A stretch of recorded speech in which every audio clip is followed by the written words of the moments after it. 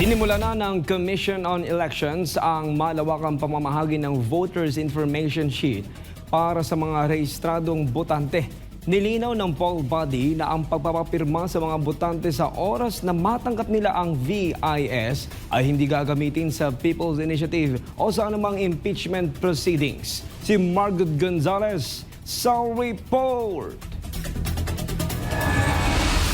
Ayon sa COMELEC, layo ng Voters Information Sheet o VIS na magabayan ang mga botante sa darating na halalan. Nagsimula ng pamamahagi nito araw ng Miyerkules at mahigit 60 milyong VIS ang naimprinta para sa mga rehistradong botante sa buong Pilipinas. Ang bawat VIS ay naglalaman ng pangalan, address, precinct number ng botante at ang lugar kung saan siya boboto sa May 12. Kasama din sa VIS ang isang sample ballot.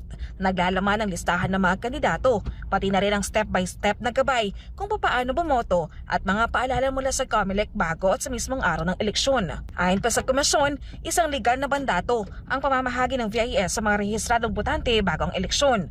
Upang maiwasan naman ang anumang political na issue, nagdesisyon ng poll body na mag-hire ng mga personnel para sa distribution ng VIS imbes na iasa ito sa mga taga-barangay. Hanapan niyo po ng ID rin yung aming mga tauhan na magdi-distribute.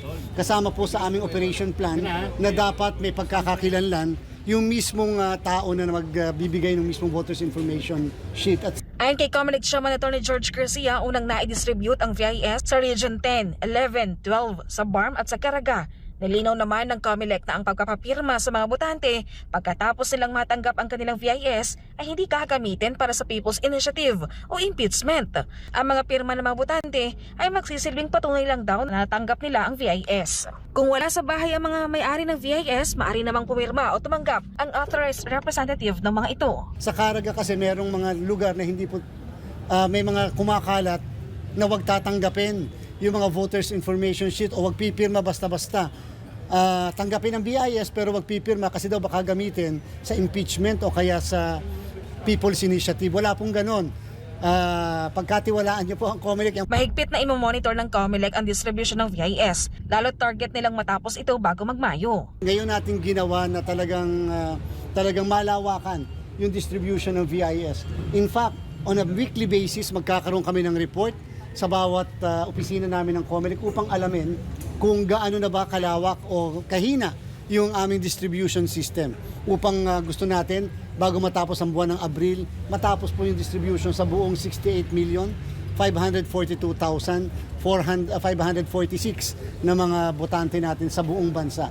Maliban sa VIS, 2 linggo bagong eleksyon ay magbubukas na rin ang precinct finder ng komisyon sa internet. Magiging available ito 24 oras para sa mga botante.